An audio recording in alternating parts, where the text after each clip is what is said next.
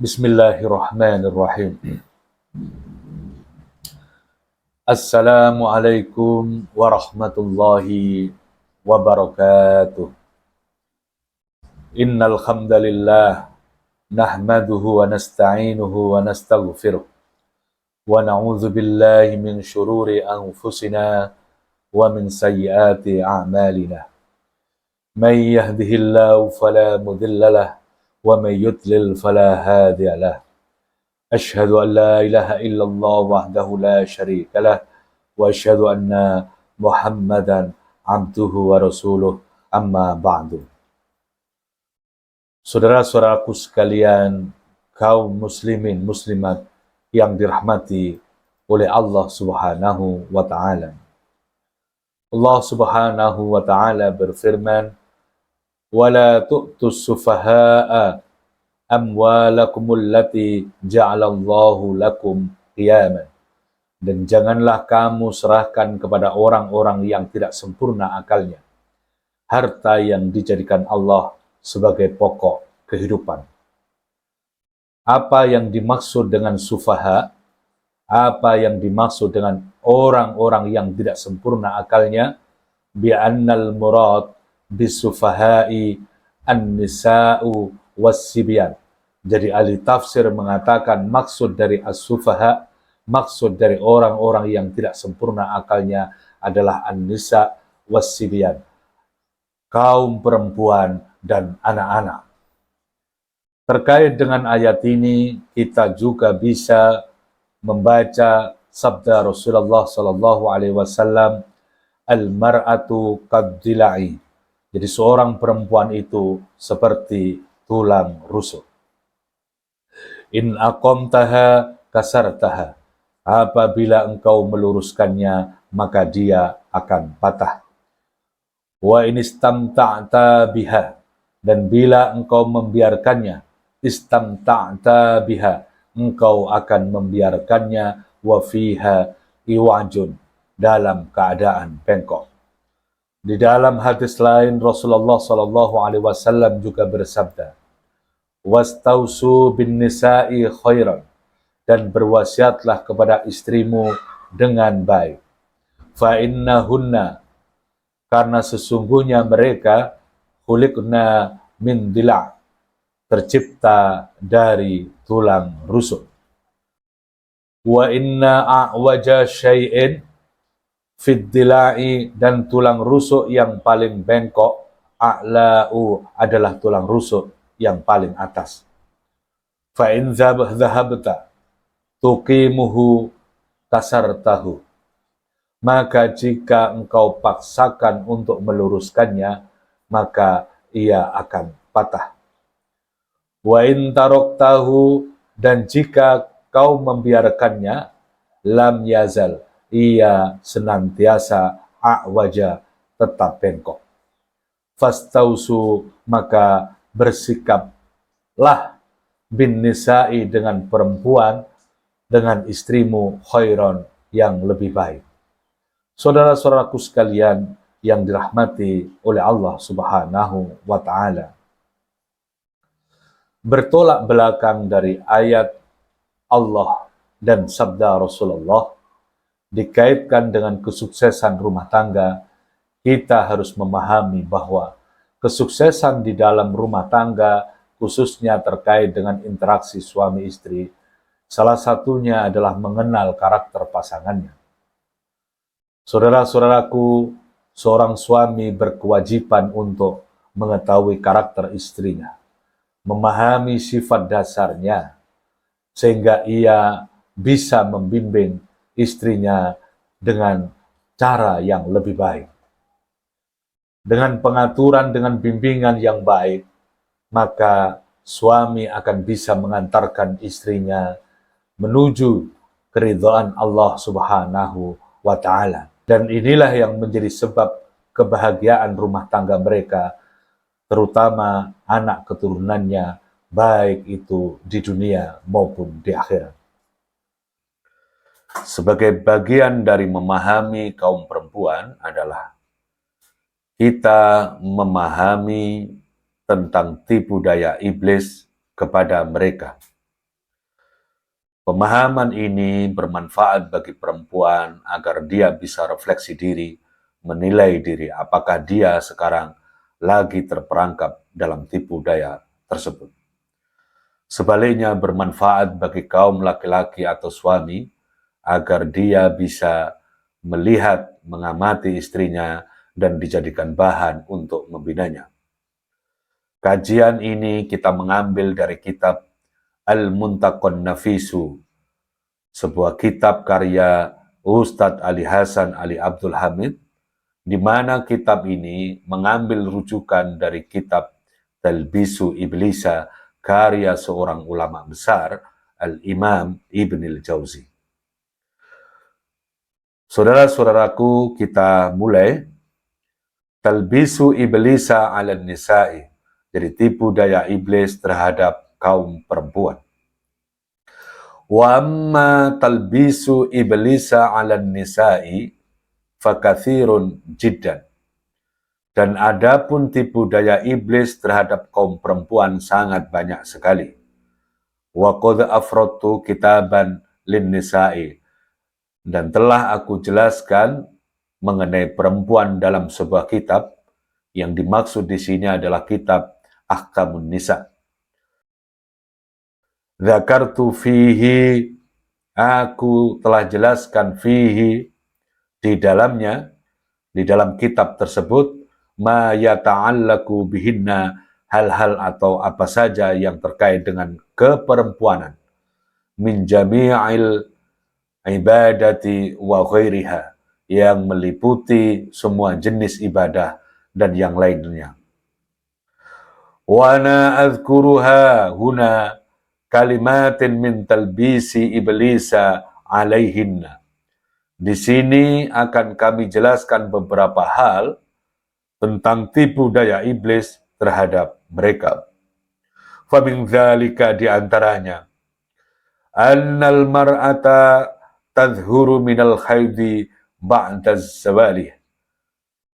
Jadi ada seorang perempuan yang bersuci dari haid setelah bergesernya matahari dari tengah-tengah langit.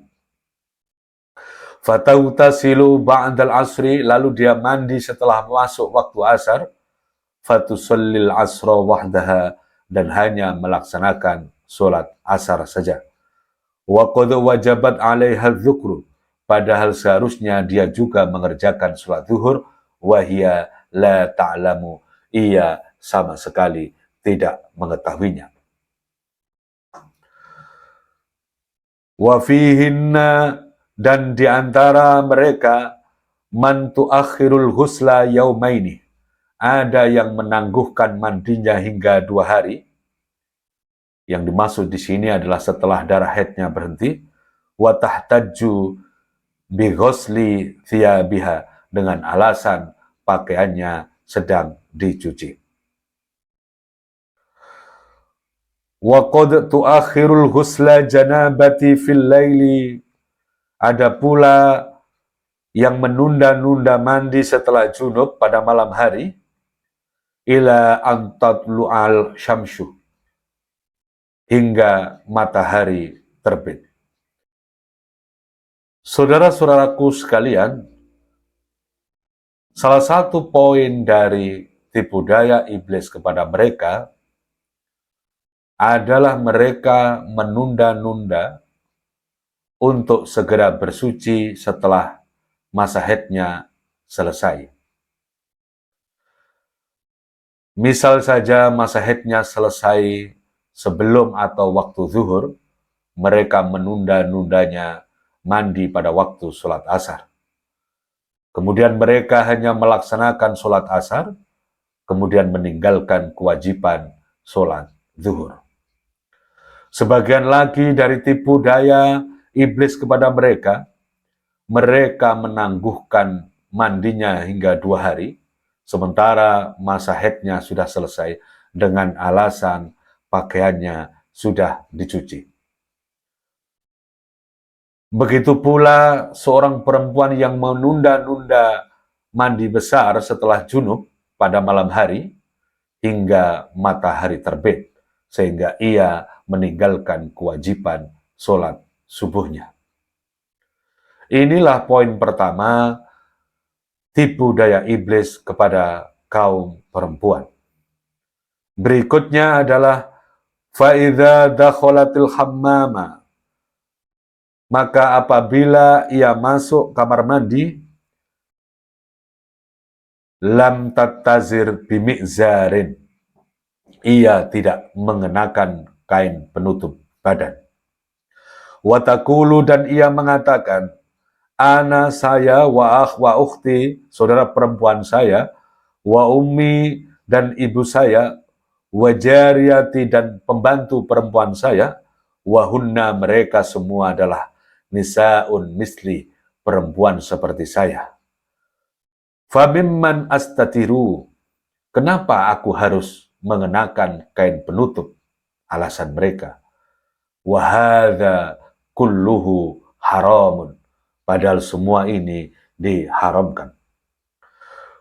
Wala yakhillu lil mar'ati, tidaklah halal bagi seorang perempuan, an tangzura minal mar'ati, melihat perempuan lain, ma baina surratiha wa rukbatiha, di antara bagian pusar hingga lututnya. Di sini ada sebagian ulama yang berpendapat batasan diharamkan aurat perempuan dilihat perempuan lain lebih dari pusat dan lutut.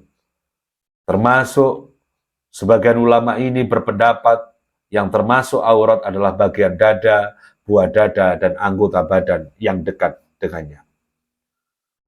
Saudara-saudaraku yang dirahmati Allah Subhanahu wa Ta'ala, walau kana dibnataha, meskipun sekalipun ia adalah anak perempuannya, au ummaha, atau ibunya, illa, kecuali antakunal bintu saghiratan, jika dia anak kecil.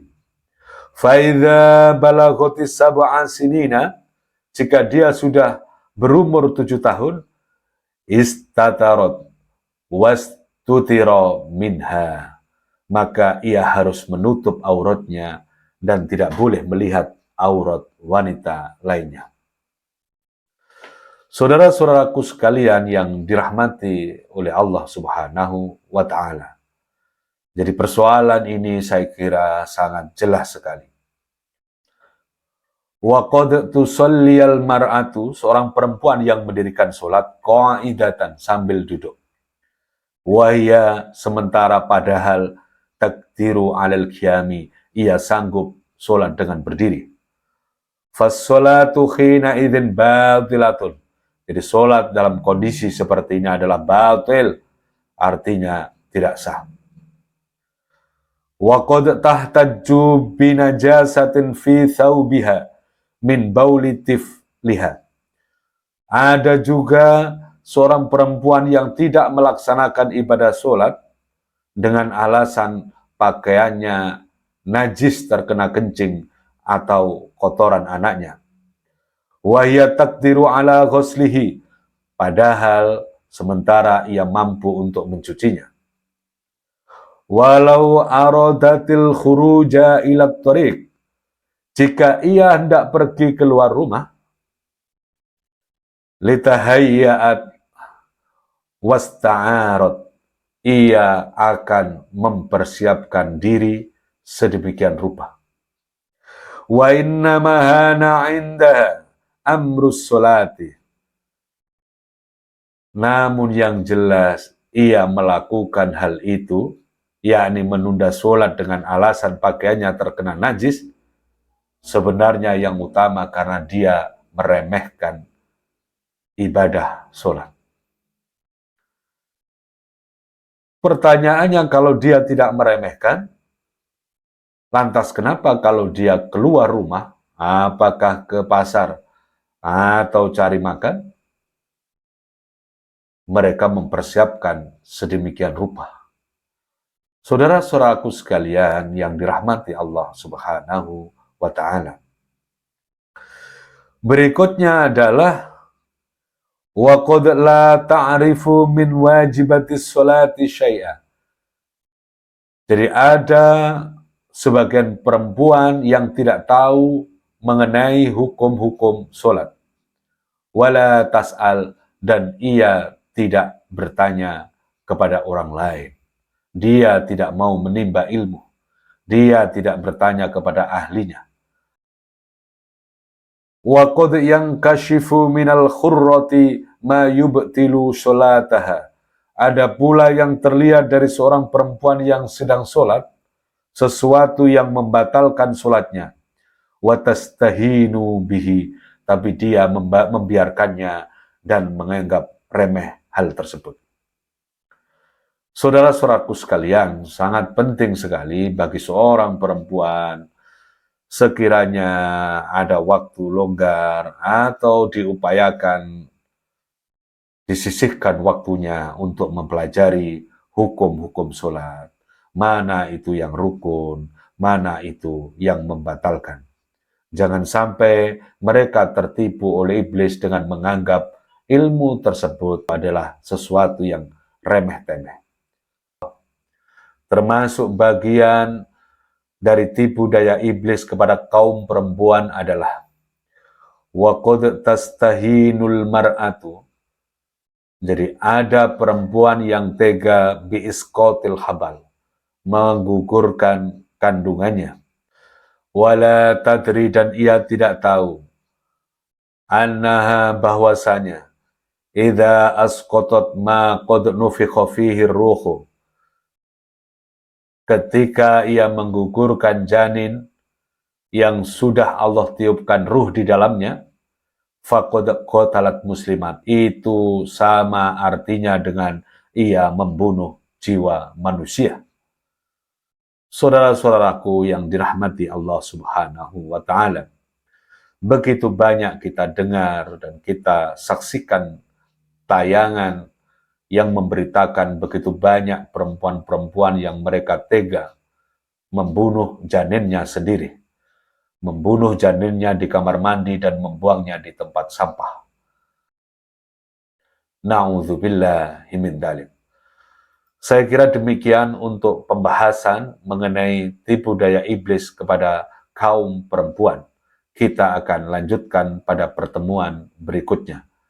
Saudara-saudaraku sekalian yang baik dari Allah, yang buruk dari diri saya, subhanakallahumma bihamdika, asyhadu an la ilaha illa anta, astaghfiruka wa atubu ilaik.